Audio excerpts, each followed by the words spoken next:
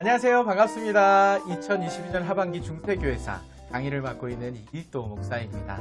지난 시간은 우리가 추석 명절을 맞이해서 한 주 쉬어가는 시간을 갖죠. 이번 시간부터 배우게 될 오늘은 또 동방 기독교에 대한 내용 다루게 되는데요. 이 시간을 통해서 우리가 더욱더 하나님을 향한 지식, 그 알을 통해 우리의 신앙이 더욱 깊어져가는 그러한 시간이 되었으면 좋겠습니다. 역사 공부하신다고 생각하시면 됩니다.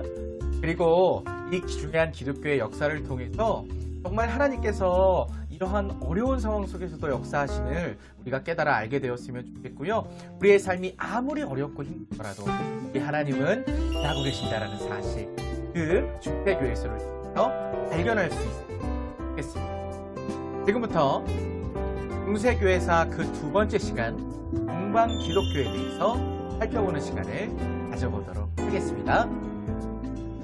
우리가 오늘 함께 나누게 되는 동방 기독교의 동방이라는 말은요, 우리가 흔히 이야기하는 아시아권을 아우르는 말이 아니에요.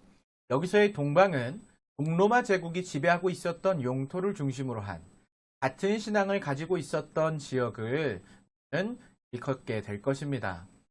서로마 제국과 분열이 되어서 따로 비잔틴 제국이라는 이름을 가질 만큼 독자적인 문화를 발전시켜 나갔던 곳이기 때문에 서방 기독교와는 다른 독자적인 기독교 문화가 싹틀 수 있었던 것이 아닐까, 이렇게 말하는 학자들도 있습니다. 서방에서는 라틴어를 중심으로 신앙생활을 해 나갔고, 동방에서는 헬라어를 사용한 것부터가 굉장히 큰 차이점이라고 할 수 있는데요. 또한 서로마 제국의 멸망으로 인해서 교회가 정치를 휘둘렀던 서방과는 달리 비잔틴 제국을 중심으로 한 제국이 오스만 제국에 멸망당하기 전까지 1000년 정도 존속하면서 황제가 세속의 지도자이자 종교 지도자로서의 역할까지도 감당하였기 때문에 동방의 기독교는 서방과는 다른 특색을 가지게 되었습니다. 오늘도 여전히 정교회라는 이름으로 존재하고 있는 이 동방 기독교가 어떠한 역사적 과정을 통해서 발전하고 그리고 오늘날까지 이어질 수 있었는지를 함께 나누어 보는 시간을 가져보도록 하겠습니다. 큰 1번입니다. 칼케돈 공의회까지 다다른 기독론 논쟁에 대해서 한번 나누도록 하겠습니다. 여기서 기독론이란 예수 그리스도에 관련된 조직신학의 한 분야를 말하는 것인데요. 이 예수님에 관련된 것에 대해서 굉장히 많은 신학적 논쟁들이 있어요. 그러니까 지금은 기독론 시간이나 조직신학을 공부하는 시간이 아니기 때문에 잠깐 간단하게 알고 넘어가도록 하고요. 오늘은 그것에 따라서 어떻게 교회의 분열이 진행되었는지를 살펴보게 될 것입니다. 먼저 안디옥과 알렉산드리아라는 이름을 우리가 중요하게 살펴볼 필요가 있어요. 삼위일체 제2위격, 즉 예수님을 말씀하는 거죠. 그리고 제2위격과 성령의 신성에 관한 문제는 니케아 공의회, 325년에 있었던 니케아 공의회와 콘스탄티노플 공의회, 381년에 있었죠. 이 공의회를 통해서 해결이 되었습니다. 대국 국경 너머에서 아리우스주의로 개종한 게르만족이 서유럽에 침입함으로써 잠시 아리우스파가 부흥하는 듯 했지만 결국 사라졌고, 기독교인들은 삼위일체 교리에 관한 기본적 합의에 도달하게 되었습니다. 그러나 심각한 신학적 불일치를 초래할 수 있는 또 다른 문제들이 여기저기서 속출했어요. 그 중에서 대표적인 문제가 어떻게 예수 그리스도 안에 신성과 인성이 연합되어 있는가 하는 것이었습니다. 이것은 근본적인 기독론에 있어서의 문제였는데요. 이 문제에 관해서 동방 기독교 안에는 두 가지 학파가 대립을 하고 있었어요. 먼저 안디옥 학파, 그리고 알렉산드리아 학파입니다. 양측은 기본적으로 예수님 안의 신성은 불변하며 영원하다라고 이렇게 같이 목소리를 내었어요. 그런데 불변하고 영원하신 하나님께서 어떻게 가변적이고 역사적인 인간과 연합하실 수 있는가라는 것에 대해서는 의견을 달리하였습니다. 알렉산드리아 학파는 수세기 전에 존재했던 클레멘트나 오리겐처럼 신적인 진리의 교사로서의 예수님의 중요성을 강조하였습니다. 이를 위해서는 구세주는 신성의 완전하고도 분명한 계시이셔야만 했어요. 그의 인성이 가려지거나 혹은 약해지더라도 신성을 더욱 강조하고 중요시해야 한다는 것이었죠. 반면 안디옥 학파는 예수님께서 인간의 구세주가 되시기 위해서는 완전한 인간이어야 한다고 생각했습니다. 물론 그의 속에는 성격이 존재하시지만 이 때문에 성격이 존재한다는 사실 때문에 그의 인성이 감소되거나 가려진다는 식으로 이해돼서는 안 된다는 거예요. 두 학파 모두 예수님이 동시에 인간이라는 사실에 동의했지만 문제는 이 연합을 어떻게 이해했는가 하는 것이었습니다. 이러한 두 대립은 라오디게아의 아폴리나리스에 의해서 더 가열이 되었습니다. 아폴리나리스는 하나님의 영원하신 말씀, 어떻게 예수님 안에 성육신할 수 있는가를 설명하였습니다. 그는 예수님 안에서 하나님의 말씀, 즉 삼위일체의 제2영역이 이성적 영역의 자리를 대체했다고 주장했어요. 즉 인간의 육신에 보통은 육신 안에 인간의 지성이 존재를 하는데 인간의 육신에 하나님의 지성이 연합한 분이 바로 예수님이라는 거죠. 알렉산드리아 학파는 이러한 아폴리나리스의 주장을 받아들였습니다. 그러나 안디옥 학파는 아폴리나리스의 주장은 충분하지 못하다고 인지했어요. 왜냐하면 안디옥 학파는 예수님이 진정한 인간이셔야 한다는 주장을 했기 때문에 그래요. 그들에 의하면 예수님은 인류를 구원하시기 위해서 인성을 취하셨다는 사실이 무엇보다 중요하기 때문이죠. 만약 인간을 구성하는 그 어느 한 부분이라도 취함을 받지 못한다면 그 부분은 그에 의해서 구원될 수 없다는 주장을 하고 있는 거예요. 가파도기아의 교부 중 나지안주스의 그레고리라는 사람이 있습니다. 이 사람은 이러한 안디옥 학파의 주장에 동조하면서 예수 그리스도가 인간 지성을 소유하지 않는 인간이었다고 믿는 사람들은 지성이 없는 자로서 구원받을 가치가 없다라고까지 이야기를 했어요. 이러한 논쟁들이 계속해서 지속되다가요. 아폴리나리스의 이러한 주장들은 결국 381년 콘스탄티노플 공의회에서 결정을 했어요. 이거는 말도 안 된다. 이야기하지 말아라. 더 이상 언급하지 말아라. 그래서 완전히 가치를 감추게 되었습니다.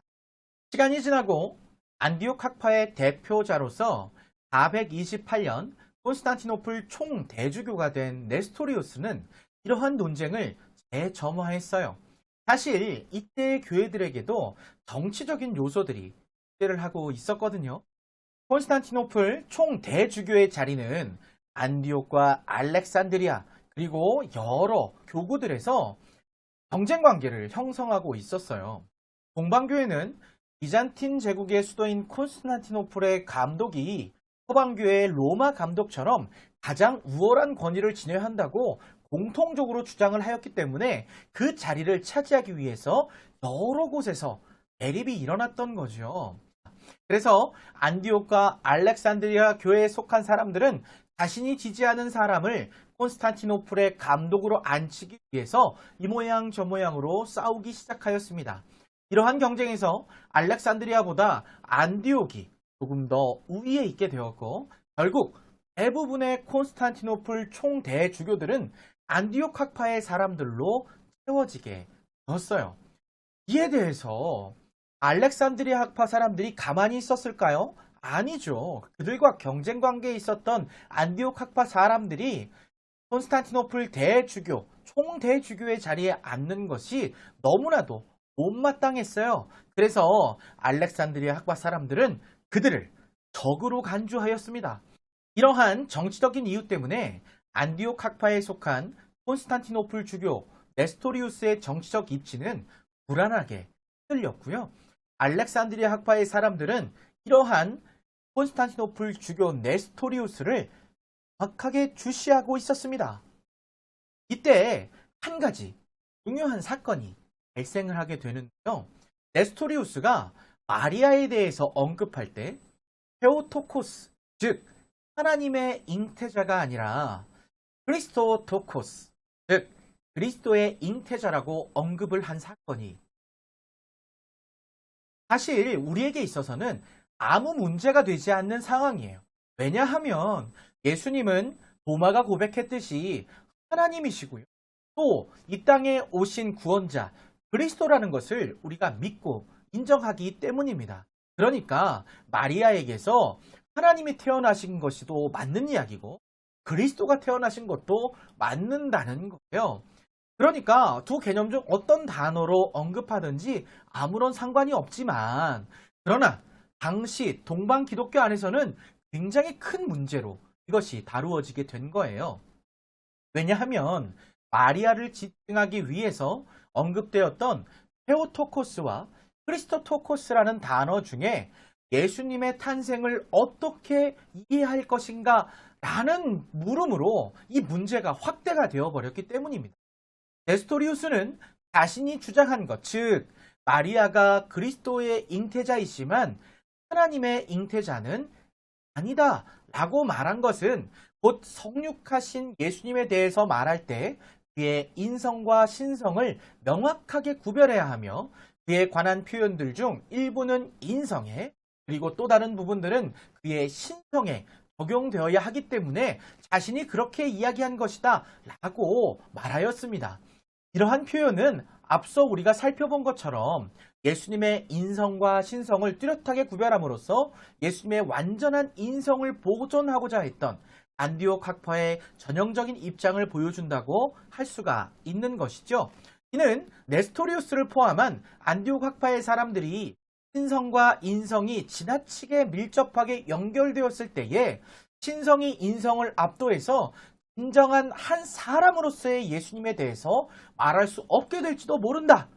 이 점을 지금 우려하고 있다는 것을 우리에게 보여주는 한 예라고 볼 수 있을 겁니다. 이러한 네스토리우스의 주장은 알렉산드리아 학파 사람들의 극렬한 반대에 부딪혔어요.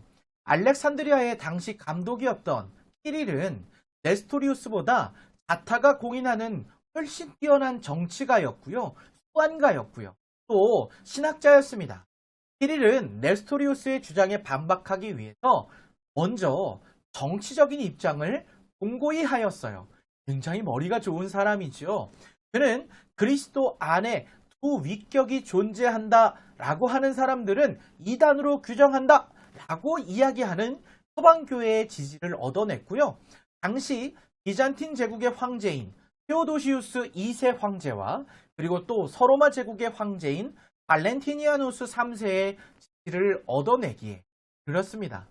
두 제국의 황제는 이 갈등이 점점 심해지니까 에베소에서 공의회를 소집해라 라고 명령을 내리게 되죠. 이때 네스토리우스의 강력한 지지자였던 안디옥의 존이라는 사람이 있는데요. 이 사람과 그 일행들이 소집한 공의회 날짜에 제대로 도착하지 못했어요. 그래도 기다려 주었던 것 같아요. 요즘처럼 교통이 발달하지 못한 그러한 상황이기 때문에 늦어질 수 있단 말이죠. 2주 동안 이들을 기다렸습니다. 그런데 그 이후에는 더 이상 기다리지 못해 공의회는 지금 열려야 해 라고 이야기하면서 많은 사람의 반대에도 불구하고 시릴은 알렉산드리아 학파의 사람들과 함께 이 공의회를 강행시켰습니다. 이들은 네스토리우스에게 변론한 기회조차도 주지 않았고요. 그를 이단으로 선언하고 감독직을 박탈해버렸습니다. 며칠 후에 도착한 안디옥의 존과 그 일행은 이 사실을 전해 듣고 매우 분개하였고요. 자신들을 따르는 사람들과 작은 규모의 공회를 또 열었어요. 그런 다음에 더 알렉산드리아의 키릴을 이단으로 규정한다 라고 선포하고 네스토리우스를 다시금 콘스탄티노플의 총대주교로 복직시킨다 라고 선언을 합니다. 이러한 사실에 또 분개한 이 키릴은요, 다시금 공의회를 열었고요. 이단으로 정제시켰던 네스토리우스의 이름 옆에 안디옥의 존을 포함한 그를 지지한 인사들의 이름을 채워 넣었어요. 그러니까 이들의 갈등은 이제 더 이상 단순히 교회 내의 작은 갈등이라고 볼 수 없을 만큼 심각한 상황에 다다르게 되었던 것이죠. 그러자 비잔틴 제국의 황제였던 테오도시우스 2세는 키릴과 존 이 두 명을 모두 체포하였습니다. 양측의 회의가 또한 무효다라고 선언하였어요. 다시 회의하라는 거예요. 다시 정하라는 거죠. 이후 양측에서 계속해서 논쟁을 벌였는데요. 그 안에 정확하게 어떠한 정쟁, 어떠한 싸움들이 있었는지는 설명하지 않고 넘어가겠지만 결국 키릴의 세력이 위에서 힘으로 억누르는 모양으로 합의를 되었습니다. 그 결과 433년에 결정된 합의문에는 키릴이 주도한 회의에서 결정된 것이 그대로 공인이 되었고요. 네스토리우스는 콘스탄티노플의 총대주교의 자리에서 내려와 부배를 떠나게 되었습니다. 두 번의 논쟁에서 지금 알렉산드리아 학파가 모두 승리를 거두는 것처럼 보이지요. 그런데 두 학파의 논쟁은 아직 끝난 것이 아니었습니다. 네 번째 논쟁이 이어졌어요. 이는 신학적으로 그다지 뛰어나지 못했던 콘스탄티노플의 수도사 유티케스의 가르침에서 촉발이 되었습니다. 유티케스는 구세주가 성부와 동일 본질이지만 우리와는 동일한 본질이 아니다 라고 주장했습니다. 그는 심지어 연합 이전에는 두 개의 본성, 그러나 연합 후에는 하나의 본성이라고까지 이야기를 했죠. 이에 대하여 안디옥 학파인 콘스탄티노플 총대주교 플라비아는 유티케스의 가르침이 다현설에 가깝다고 해서 그를 정죄하였습니다. 디오스코로스는 이를 안디옥 학파의 영향력을 낮출 수 있는 기회라고 여겨서 이 문제를 전체 교회를 망라하는 분쟁으로 확대되도록 손을 썼고요. 결국 테오도시우스 2세는 449년에 에베소에서 번의 공의회를 더 소집하게 되었습니다. 공의회를 소집하고 보았더니 이거는 디오스코로스와 그 지지자들이 모든 것을 주관하는 회의인 거예요. 디오스코로스는 황제에 의해 회의의 의장으로 지목되었고 사람들을 선별해서 발언권을 줄 수 있었습니다. 그렇다 보니까 이 공의회는 극단적으로 알렉산드리아 학파의 입장을 취할 수밖에 없었죠. 그 결과 안디옥 학파의 플라비아는 무자비한 폭력으로 사망하기까지 이릅니다. 온건한 형태로라도 안디옥 학파의 입장을 주장하는 이들과 그리스도 안에 두 개의 본성이 존재한다는 이론은 이단으로 결국 규정되기까지 했죠. 그뿐 아니라 이 회의의 결정에 반대하는 이들은 정직에 임명될 수 없다. 이렇게 공포하기까지 했어요. 이에 서방교회를 대표하는 로마의 교황 레오는 엄청나게 분노했습니다. 이 회의를 강도들의 회의 이렇게까지 부르면서 표현했지만 그러나 황제의 권위를 업고 있는 디오스코로스는 흔들리지 않았죠. 문제가 일단락되었다 라고까지 황제는 선언을 해버렸습니다.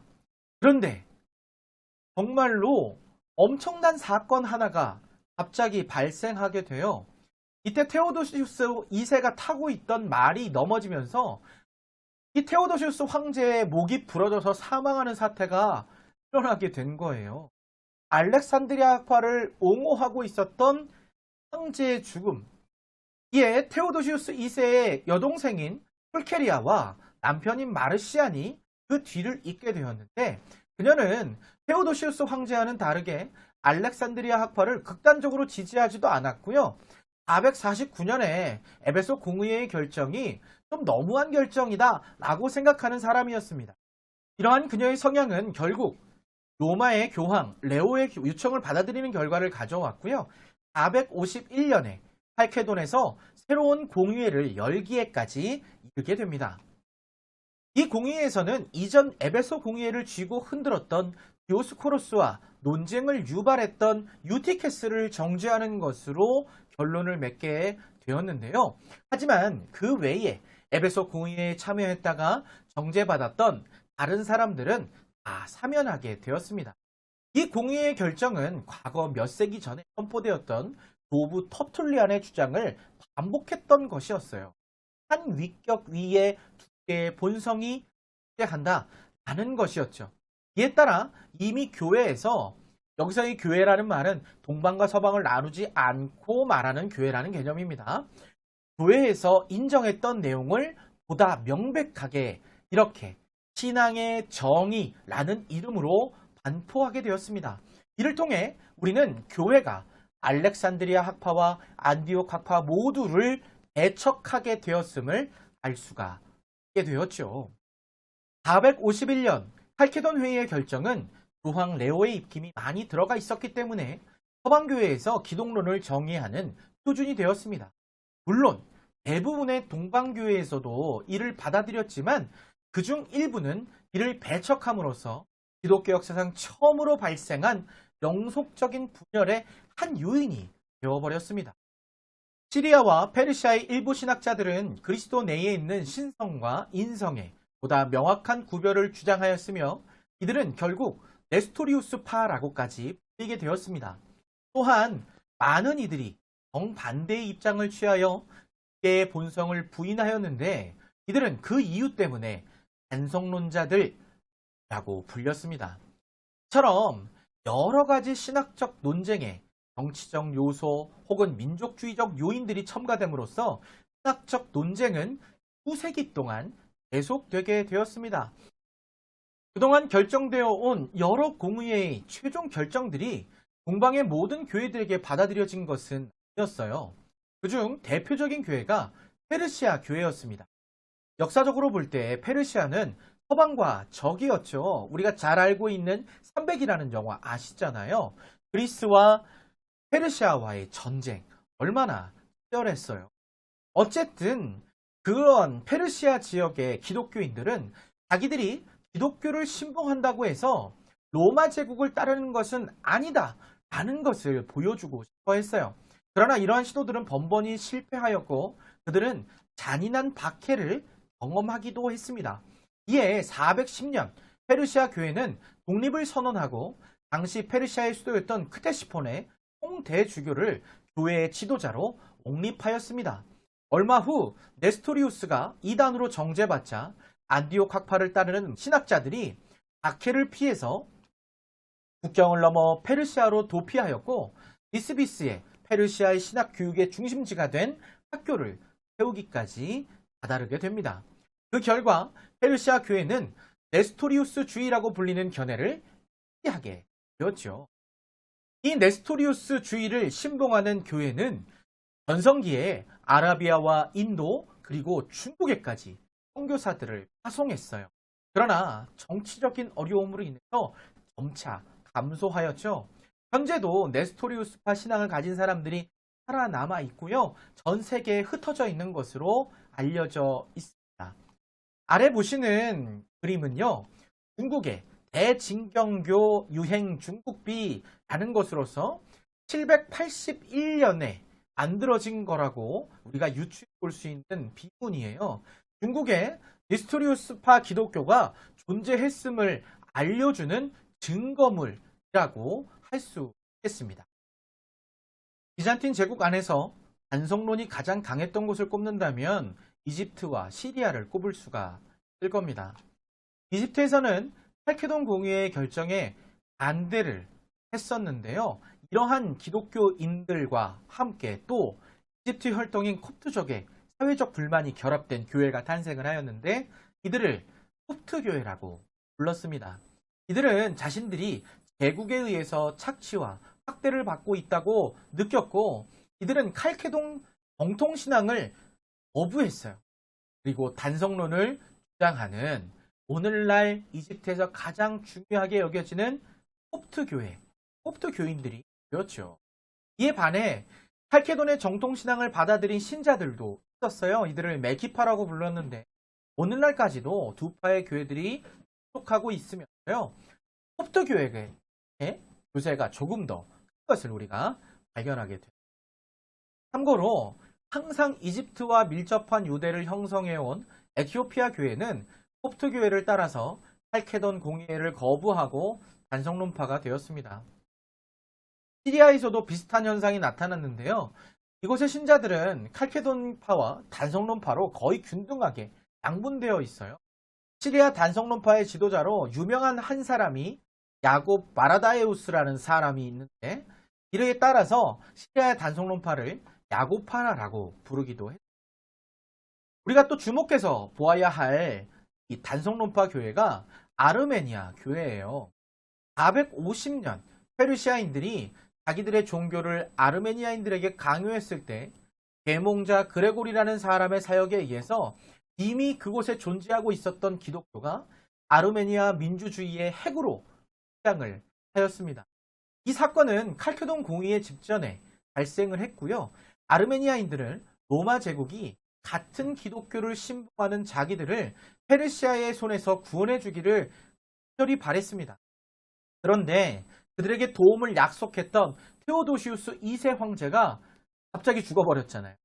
갑자기 말에서 떨어져서 목이 부러져 죽어버리고, 아르메니아에는 전혀 관심이 없는 풀케리아와 마르시안이 왕위를 계승하자 도움을 받지 못하게 되었어요. 결국 1036명의 아르메니아 전사들이 로마인들의 지원을 기다리면서 협곡안에서 분전하다가 전사를 하게 되었고요. 아르메니아는 결국 페르시아군에게 유린당하고 말았습니다. 이후에 풀케리아와 마르시안이 칼케돈에 공의회를 소집했는데 결코 제국에 좋은 감정일 수가 없잖아요. 이 아르메니아 사람들이요. 아르메니아 교회도 전혀 좋은 감정을 가질 수가 없는 상황 속에서 칼케돈 공의회 모이라는 그 명령을 거부했어요. 이들은 칼케돈 공의회에 참석한 자들을, 그러니까 그리스도 안에 인성과 신성이 있다고 선언한 사람들을 배반자요 이단이라고까지 불렀습니다. 페르시아 치하의 아르메니아인들은 결코 자신들의 신앙을 포기하지 않았습니다. 이후에 아랍인들의 정복 활동, 특별히 투르크족이 아르메니아를 정복하게 되었는데, 여러분 오스만 투르크 제국 들어보셨죠? 오늘날 튀르키예의 전신이라고 할 수 있는 이 투르크족이 가혹한 식민지 정책을 펼쳤고요. 이를 피해서 소아시아의 소아르메니아, 그러니까 여차 영어로 교환에 적어놨는데 레이를 아르메니아라고 해놨잖아요. 큰 아르메니아를 세웠지만 이마저도 12세기 때에 대학살을 겪으면서 무너져 버리고 말았죠.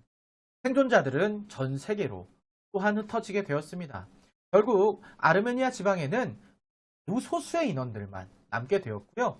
소련 연방의 시기를 지나서 지금은 아르메니아 공화국으로, 현재 동유럽이라 부르는 지역의 주민들은 대다수가 슬라브족들로 구성이 되어 있어요. 슬라브족들은 오늘날 폴란드, 발트의 연안 국가들, 러시아, 슬로바키아, 세르비아, 그리스 등을 거의 점령하였죠. 이후 불가르족이 다뉴브 연안을 대부분을 정복해서 슬라브족들과 비잔틴 제국의 백성들을 했어요. 이와 같은 상황이 진행 중이던 860년에 슬라브 왕국 중 하나인 모라비아의 국왕 로스티슬라브는 콘스탄티노플에 다음과 같은 편지를 보냈습니다. 이탈리아인들, 그리스인, 그리고 게르만인들 등 많은 기독교인들이 우리 가운데 정착하여 각기 다른 가르침을 행하고 있습니다. 그러나 단순한 우리 슬라브족에게 진리를 가르쳐줄 사람이 없습니다. 따라서 우리는 진리 전체를 가르쳐줄 수 있는 인물을 보내줄 것을 요청합니다. 편지 내용만 보시면 굉장히 소박하고 그냥 간절하게 요청하는 그러한 뜻이 그냥 느껴지시지 않나요? 그러나 로스티슬라브는 단순히 순진한 인물만은 아니었습니다. 그는 서방교회에서 벌어졌던 일들처럼 자기 왕국에서 서방교회의 선교사들이 신약의 성공 역할을 하지 않을까 두려움을 갖고 있었던 거예요. 따라서 그는 단지 동방교회와 서방교회의 경쟁 관계를 이용해서 자기 왕국을 보호하려는 를 하고 있었던 거죠. 이러한 정치적 계산들을 뒤로하고 동방교회는 이를 자기들의 영향력을 확장할 수 있는 기회로 여기고 히릴과 메토디우스라는 사람을 선교사로 파송합니다. 이들을 선교사로 파송한 데는 몇 가지 이유가 있는데요. 그들은 발칸반도와 슬라브족 사회에서 성장했어요.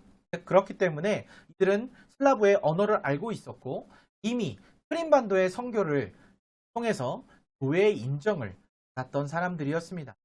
이들은 모라비아에서도 주민들의 환영을 받았습니다. 특별히 키릴은 역사적으로 엄청난 일을 했는데요. 슬라브어가 말은 있는데 글이 없어요. 그래서 슬라브어를 기록할 수 있는 알파벳을 고안해서 성경과 종교서적들 그리고 예배 의식 등을 번역하였습니다. 제가 초기 키릴 문자를 적어놨는데요. 오늘날의 어느 나라 글자와 비슷하다고 느끼시나요? 러시아 글자와 비슷하다고 느끼지 않으십니까? 슬라브 민족이 쓰는 이 언어, 슬라브어에 표기할 수 있는 이 문자를 만든 사람이 바로 키릴이라는 사람인 거죠. 어쨌든 키릴이 이렇게 노력을 했지만 그러나 교회 예배의식에서 반드시 라틴어와 헬라어와 히브리어만을 사용해야 한다고 고집하는 게르만족 출신 선교사들의 반대에 이 키릴과 메토디우스의 노력이 게 된 것이죠. 키릴과 메토디우스는 이러한 상황들을 해결하기 위해서 서방교회의 최고의 권력자인 로마 교황을 만나러 갑니다. 교황은 그래 니들의 말이 맞아. 그러나 너희 모라비아 교회가 교황청의 감독을 받아야 한다고 결정을 하였죠. 이미 모라비아의 왕이 서방교회의 도움을 요청했다고 말씀드렸잖아요. 그런데 키릴과 이 메토디우스로 인해서 서방교회의 세력까지 들어오게 되고 또 게르만족들이 그 가운데 참견하는 그러한 구도가 되어버려서 결국 그러한 갈등 속에 모라비아 왕국은 멸망을 하게 되었습니다. 하지만 키릴과 메토디우스라는 이런 사람들의 선구적인 사역은 지역 정교회 형성에 큰 영향을 미쳤습니다. 하지만 키릴과 메토디우스의 이러한 선구적인 사역은요, 지역 정교회 형성에 큰 영향을 미쳤습니다. 한편 불가르 제국의 불가리아인들도 발칸반도에서 세력을 확장시켜 나갔는데 이들 역시 국왕 보리스가 개종하면서 서방교회와 동방교회 출신 선교사들의 방문을 받게 되었습니다. 서방교회와 동방교회 세력들의 아슬아슬한 줄타기가 계속되던 가운데 보리스가 선택을 했어요. 보리스가 먼저 동방교회 콘스탄티노플 대주교 포티우스에게 자기 왕국의 대주교를 임명해 주십시오 라고 청원했습니다. 그러나 포티우스는 동방교회에 유리한 조건만을 계속 제시하면서 조건이 받아들여지지 않으면 대주교를 임명할 수 없다고 이야기한 거예요. 보리스라는 사람이 굉장히 자존심이 센 사람이었던 것 같아요. 쪽 자부심이. 감히 내가 이렇게까지 이야기하는데 라고 생각하면서 로마 교황 니콜라스에게 동일한 제안을 하였죠. 그러나 니콜라스도 감독 2명만을 불가리아로 파견했을 대주교 임명은 거부하였습니다. 그러자 이에 발등에 불이 떨어진 서방교회가 정말 어쨌든 자기들은 아무것도 안 했는데 그래도 감독 2명이 지금 불가리아로 파견이 됐잖아요.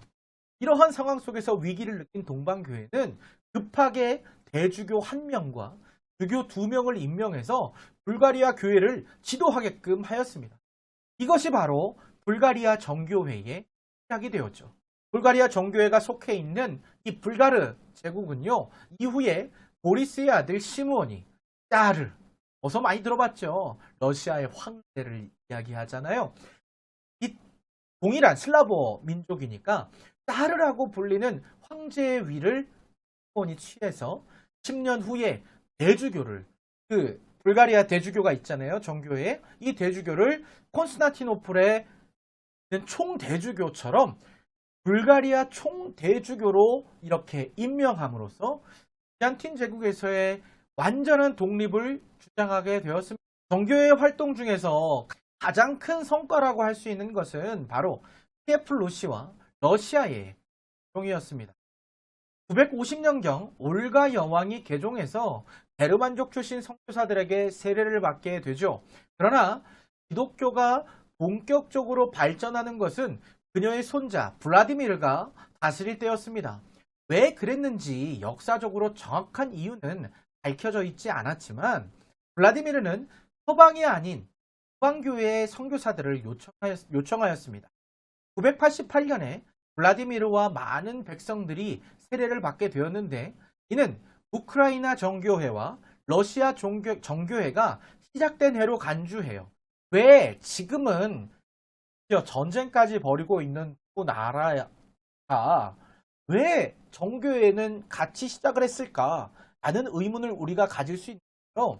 옛날에 우리가 옛적까지 전쟁이 벌어지기 전까지는 키예프라고 불렸던 그 도시. 이 이후의 제후들이 모스크바를 다스리고 있었어요. 모스크바가 그때 당시에는 작은 마을에 불과했다는 것이죠. 어쨌든 블라디미르의 아들 야로슬라브에 이르러서는 더욱 동방교회와의 유대를 강화하고 서방교회와는 더욱 멀어지게 되었습니다. 1240년에 몽골 제국의 침략을 러시아도 받았어요. 그래서 2세기가량 를 받게 되었는데요. 정교회는 러시아로 하여금 하나의 국가로서 존속할 수 있도록 힘을 부여해준 동기가 되었습니다. 그리고 또한 그들만의 강력한 유대가 되어서 나라를 잃은 상황 속에서도 다시 러시아로 일어날 수 있는 힘이 되어 주었다는 거죠. 16세기에 투르크족에 의해서 콘스탄티노플이 함락당하자 러시아는 모스크바를 제3의 로마라고 선포하고 지배자들은 황제를 의미하는 짜르라는 칭호를 택하였으며 모스크바의 감독을 총대주교라고 불렀습니다. 여기서 왜 제3 로마라고 이야기했을까요? 제1의 로마는 로마를 이야기하는 것이고 제2의 로마는 콘스탄티노플, 제3의 로마는 모스크바를 이야기하는 거예요.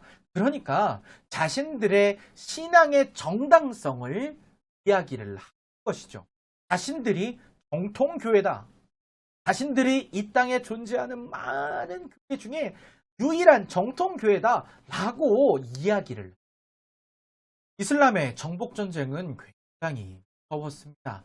그러한 정복전쟁이 있는 이후에 서방교회와 서방교회의 관계는 날로 악화되어 갔습니다. 프랑크 왕국의 샤를메뉴 제재 아래에서 서방제국이 회복됐어요. 교황들은 그러니까 더 이상 비잔틴 제국의 지원에 의존할 필요가 없게 되었어요. 더 이상 동로마, 그러니까 비잔틴 제국의 황제들의 눈치를 보지 않아도 돼요. 거기에다가 동로마 제국에서 성상 사용 문제, 이것에 대해서 태클을 거는 거죠. 동로마 제국에 레오 3세라는 황제가 있었습니다. 이 황제는 성상을 다 파괴해라. 이거 우상 아니냐? 하고 주장을 했습니다. 사실 성상은 야만족들에게 이제 그들은 샤머니즘, 그러니까 눈에 보이는 그런 깎아만든 우상들, 그런 것들로 나름대로의 종교 생활을 하고 있었는데 그들에게 아무리 예수님을 전하고 성경을 전해도 안 먹히니까 익숙한 것이 무엇이냐 라는 것을 고민하다가 나온 것이 성상이거든요. 초반에는 그 의미가 너무 좋았습니다. 초반에는 이 복음을 효과적으로 전하기 위한 도구로 사용이 되었지만, 그런데 여기서 조금만 더 첨언을 해보자면 제 개인적으로는 지금도 우리 천주교를 보면 성상을 하잖아요. 저는 그러한 모습들을 보면서 이것이 저기 절에서 불상 앞에 기도하고 있는 사람들과 무슨 차이가 있을까? 라는 생각을 때때로 해보기도 합니다. 어쨌든 저는 정통신학을 한 목사로서 성상숭배는 잘못된 것이다 라고 분명하게 믿는 사람이고요. 특별히 우리 교회가 속한 대한예수교 장로의 합동교단은 특징이 한 가지가 있어요. 그게 뭔지 아세요? 예배당 안에 십자가가 없어요. 어떤 교회들을 가보면, 다른 교단들을 가보면 강단 앞쪽으로 십자가를 크게 만들어 놓던가 하잖아요. 왜 그럴까요? 그것은 십자가조차도 우상이 되어버리지 않을까. 마치 하나님 앞에 기도해야 하는데 십자가에 기도하고 있지는 않은가? 그러한 우려가 되기 때문에 그렇습니다. 무엇이 제대로 된 신앙인지 한 번 더 생각해 볼 수 있는 그러한 계기가 되었으면 좋겠어요. 다시 내용으로 돌아와서 어쨌든 성상 사용 문제를 둘러싼 오랜 동방과 서방의 논쟁을 통해서 서방교회는 이런 판단을 내리게 돼요. 황제가 하지 말라 그랬거든요. 황제가 야 성상 숭배하지 말아라. 성상 파괴해버려라. 레오 3세가 그렇게 이야기하니까 아하 저 동방교회는 황제의 꼭두각시에 불과하구나 하고 결론을 짓게 되었습니다. 베네랑은 이제 더 이상 상종조차 할 수 없겠어 라고 판단해버린 것이죠. 결국 11세기에 최종적 결이 하게 되었습니다. 이제는 교리조차도 이제 하지 않는 거예요. 불가리아의 대주교 오크리드의 레오라는 사람이 서방교회가 성직자들의 독신을 보편적인 법규로 강요하는 것, 무교병을 성탄식에 사용하는 것 등이 오류라고 지적을 하였어요. 이 때문에 분쟁이 가열되자 서방교회의 교황 레오 9세는 이러한 갈등을 해결하기 위해서 콘스탄티노플로 사절을 보냈는데 이것이 정말 레오 교황의 결정적인 실수가 되었습니다. 왜냐하면 인선을 잘못했어요. 레오는 가장 부적절한 인사를 해버린 거예요. 그가 사절로 파견한 추기경 훔베르토는 헬라어를 알지 못했어요. 또 배워서 뭐하냐? 라는 생각을 가지고 있었어요. 당시 동방교회에서는 헬라어를 사용하고 있었거든요. 그러니까 이는 자칫 서방교회가 동방교회를 깔보고 있다는 인상을 줄 수도 있는 상황이었죠. 또한 훔베르트는 성직자들의 독신을 지지해하였고 계속 권력으로부터 교회의 독립을 주장하는 인물이었습니다. 그의 입장에서 볼 때 동방교회에 결혼한 성직자들과 황제가 교회에 대해 가지고 있는 권한이야말로 그가 평생에 걸쳐 쳐부술 것을 맹세하였던 그러한 것들이잖아요. 어떻게 보면 그의 대적들에게로 나아가고 있는 거예요. 당시 콘스탄티노플의 대주교였던 미카엘 켈룰라리우스는 이러한 훔베르트를 강력하게 규탄하였습니다. 또한 훔베르트도 이러한 미카엘에게 강력하게 맞섰죠. 마침내 1054년 6월 16일 이제는 서방과 동방의 관계가 완전히 끊어지는 사건이 발생을 하게 됩니다. 미카엘 총대주교가 성소피아 성당, 지금은 회교 사원이 되어 있잖아요. 어쨌든 성소피아 성당에서 성찬식을 거행할 준비를 하고 있을 때 훔베르트가 나타나서 중앙재단 앞으로 걸어갑니다. 그래서 교황의 이름으로 쓰여진 문서를 탁 내미는 거예요. 거기에는 뭐라고 되어 있냐면 이단자 미카엘 켈라리우스 및 그를 추종하는 자들을 한문한다. 그러한 내용의 문서를 올려놓고 옷에 있는 먼지를 떨어버리고 성당을 빠져나가 로마로 떠나버린 사건이 하게 거예요. 지금까지 동방기독교의 역사를 간략하게 살펴보았습니다. 서방기독교와 동방기독교의 대립의 역사를 살펴보면서 우리가 한 가지 알게 되는 것은 지금 우리가 믿는 이 신앙이 정말로 바르게 정립되기까지 얼마나 많은 아픔과 과정들을 거쳐왔는가 것입니다. 그러면서 한 가지 더 알게 되는 것은 우리가 볼 때에는 아프고 슬픈 일들이 많을지는 모르겠지만 결국 하나님은 당신의 교회를 당신의 뜻대로 단단하게 세워가심도 우리가 발견할 수가 있는 것이겠죠. 중세 교회사는 어쩌면 역사를 한 번 더 훑는 것일 수도 있겠습니다만 그러나 그러한 역사 가운데 하나님이 어떻게 일하시고 있는가? 여러분 에스더서를 잘 아시죠? 성경의 에스더서를 보시면 하나님의 하자가 한 문장도 등장하지 않습니다.